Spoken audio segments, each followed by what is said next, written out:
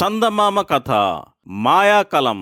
అనగనగా ఒక ఊళ్ళో చిట్టి పొట్టి అని ఇద్దరు పిల్లలు ఉండేవాళ్ళు. ఇద్దరు అన్నదమ్ములు. చిట్టి చిన్నవాడు, పొట్టి పెద్దవాడు. ఒక రోజున చిట్టి పొట్టి బడి నుంచి ఇంటికి తిరిగి వచ్చారు. చిట్టి తన గదిలోకి వచ్చి తలుపు దబాలను మూసేశాడు. పుస్తకాలు కోపంగా మూలకి గిరాటేశాడు. ఆ చప్పుడు విని పొట్టి గదిలోకి వచ్చాడు. చిట్టికేసి చూస్తూ, అవును తెలిసిందిలే, ఇవాళ మళ్ళీ పంతులు గారు నిన్ను కొట్టారు అంతేనా అని అడిగాడు. అవునరా, పంతులు వేసిన ఒక్క ప్రశ్నకి జవాబు చెప్పలేకపోయాను, అన్నిట్లోనూ సున్నాలే వచ్చాయి అన్నాడు చిట్టి విచారంగా. తప్పంతా నీదే, ఒక్కరోజైనా శ్రద్ధగా చదువుదామని ప్రయత్నించవు, మరి సున్నాలుగా ఇంకేం వస్తాయి అన్నాడు పొట్టి గదమాయిస్తూ. పోరా, నాకేం అక్కర్లేదు, పాడు చదువు, చక్కగా గూటీ బిళ్ళ ఆడుకుంటాను అన్నాడు చిట్టి నిర్లక్ష్యంగా. అయితే నీ పని ఇంతేలే, రోజు పంతులు గారి చేతులు దెబ్బలు తింటూనే ఉంటావు అని పొట్టి బయటకు వచ్చేశాడు. మర్నాడు చిట్టి బళ్ళో దెబ్బలు తిన్నాడు. ఆ వేళ తిన్న దెబ్బలు ఇంటికి తిరిగి వచ్చిన తర్వాత కూడా మరపుకు రాలేదు. చిట్టి తన గదిలో కూర్చొని ఆలోచించడం మొదలుపెట్టాడు. చదవకుండానే పంతులు గారు అడిగే ప్రశ్నలకు జవాబులు చెప్పడానికి ఏదైనా ఉపాయం దొరుకుతుందా అని అలా ఆలోచిస్తూ ఉండగా చిట్టికి చప్పున ఒక ఉపాయం తట్టింది. ఈ ఊళ్ళో ఉన్న పేదరాశి పెద్దమ్మని అడిగితే ఏదో ఒక ఉపాయం తప్పకుండా చెబుతుంది అని. సరే, ఈ ఆలోచనతో బయలుదేరి వెంటనే పేదరాశి పెద్దమ్మ ఇంటికి వచ్చాడు. వచ్చి, పెద్దమ్మ చదవకుండానే మా పంతులు గారు వేసే ప్రశ్నలకి జవాబులు రాయడానికి నాకేదన్నా చక్కటి ఉపాయం చెబుతావా అని అడిగాడు. పెద్దమ్మ కాసేపు ఆలోచించి, అలాగే నాయనా, నేను ఒక మాయాకలం ఇస్తాను, నీ పంతులు ఎంత కఠినమైన ప్రశ్న వేసినా సరే అది నిమిషంలో రాసేస్తుంది, నువ్వు చదవాల్సిన పనే ఉండదు అని ఒక కలం తెచ్చిచ్చింది. కలం చూడడానికి ఏమో మామూలు కలం మాదిరిగానే ఉంది. చిట్టి ఆ కలం తీసుకొని సంతోషంతో గోడలెగరేసుకుంటూ ఇంటికి బయలుదేరాడు. ఇంటికి వచ్చి రావడంతోనే, ఒరే పొట్టే, ఇక రారా, నువ్వు నీ ఇష్టం వచ్చిన ప్రశ్న వెయ్యి, నిమిషంలో జవాబు రాసి పారేస్తాను అని కేక పెట్టాడు. పొట్టి వినగానే ఆశ్చర్యంతో ఒక్క పరుగునొచ్చాడు.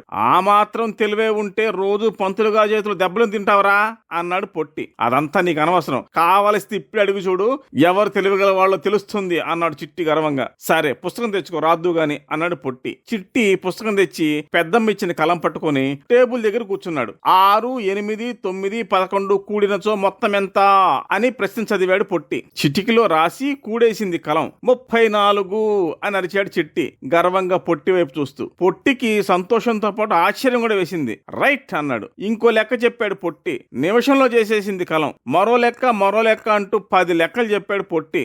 అన్నిటినీ కలం ఇట్టే చేసేసింది. అప్పుడు పొట్టికి ఒక సందేహం కలిగింది. వీడు లెక్కలే చేయగలడా, పాఠాల్లో ప్రశ్నలు కూడా జవాబు చెప్పగలడా అని. అందుకని కొంచెం సేపు జాగ్రఫీ పాఠంలో ప్రశ్నలు వేసి చూస్తానుండు అన్నాడు పొట్టి. ఓ, నీ ఇష్టం వచ్చిన ప్రశ్న వెయ్యి, ఎందులోనైనా సరే అన్నాడు పొట్టి. అయితే హిందూ దేశం గురించి నీకు తెలిసిందంతా రాయి అని ఒక ప్రశ్న చదివాడు పొట్టి. కలం రాయడం మొదలుపెట్టింది. గబగబా పేజీలు నిండిపోయాయి. పుస్తకం నిండిపోతుంది, కలం మాత్రం ఇంకా రాస్తూనే ఉంది. పొట్టి చూస్తున్నాడు కలం నడకని. కలంతో పాటు చిట్టి చెయ్యి కూడా వేగంగా నడుస్తుంది. పాపం చిట్టికి చెయ్యి నొప్పి పుట్టింది, కానీ కలం మాత్రం రాయడం మానలేదు. అబ్బా, ఇవాళ చాలేరా, రేపటి నుంచి చూసుకో స్కూల్లో నా మహిమ అన్నాడు చిట్టి రాయడం చాలిద్దామని. కానీ కలం ఆగితేనా, రాస్తూ పోతూనే ఉంది. కలం రాయాల్సిన జవాబు పూర్తి కాలేదు. హిందూ దేశాన్ని గురించి రాయడం అంటే మాటలా, అదిగాక అది మాయకలం, దానికి అన్ని తెలుసు. అందుకని అది ఆగకుండా రాసుకుపోతూనే ఉంది. పుస్తకం నిండిపోయింది, అందుకని టేబుల్ మీద రాయడం మొదలు పెట్టింది. టేబుల్ నిండిపోయింది, ఇక నేల మీద రాయడం మొదలు పెట్టింది. నేల కూడా నిండిపోయింది, కానీ కలం రాయడం పూర్తి కాలేదు. దాంతో అది గోడల మీద రాసుకుంటూ పోతుంది. ఆ కలంతో పాటు చిట్టి చేయి కూడా గబగబా గోడ ఆ చివరి నుంచి ఈ చివరి దాకా పరిగెడతానే ఉంది. ఆఖరికి చిట్టికి ఏడుపు కూడా వచ్చింది. కలం తీద్దామంటే ఎంతసేపటికి ఊడి రాదు. చిట్టికి ఏమి తోచల, నొప్పి అంతకంతకు ఎక్కువ అవుతుంది.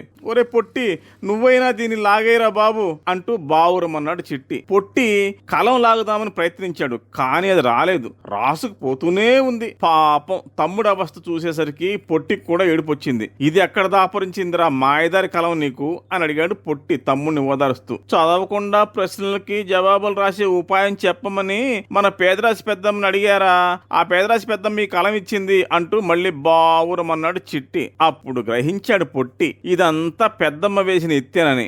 ఓహో, అదే సంగతి, శ్రద్ధగా చదువుకుంటానంటే కలం మళ్ళీ వదిలేస్తుందేమో అన్నాడు పొట్టి. ఇంత బాధపడాలని తెలిస్తే అట్లాగే చదువుకుంటానని చెప్పేవాడిగా పేదరాశి పెద్దమ్మతో అన్నాడు చిట్టి ఏడుపు దిగమింగుతూ. చిట్టి ఈ మాటలు అంటుండగానే అది అలారా దారికి శ్రద్ధగా చదువుకుంటే ఎంత మంచిదో ఇప్పటికైనా తెలిసిందా అంటూ ప్రవేశించింది పేదరాశి పెద్దమ్మ. చిట్టి పొట్టి ఏడుపు చూసేసరికి పెద్దమ్మకి జాలి వేసింది. ఇక చాలే అంటూ పెద్దమ్మ కలం మీద చెయ్యి వేసింది. కలం కాస్త ఊడి వచ్చింది. అప్పుడు పెద్దమ్మ ఇలా అంది, ఇది ఇక మామూలు కలమే. ఇవాళ నువ్వు పడ్డ బాధకి గాను దీన్ని నీకు నేను బహుమతిగా ఇస్తున్నా. ఇది చాలా బాగా రాస్తుంది. ఇక నుంచైనా నువ్వు శ్రద్ధగా చదువుకో. బళ్ళో ఈ కలంతోటే రాయి. ఒకవేళ నువ్వు దీన్ని పారేద్దామని మనసులో అనుకున్నావంటే మళ్ళీ అంటుకుంటుంది. మళ్ళీ ఇలాగా బాధపడతావు అని. అంతటితో చిట్టికి బుద్ధి వచ్చింది. ఆ రోజు మొదలు పాఠాలు శ్రద్ధగా చదవడం మొదలు పెట్టాడు. అప్పటి నుంచి చిట్టికి బళ్ళు అన్నిట్లోనూ ఫస్ట్ మార్కులే.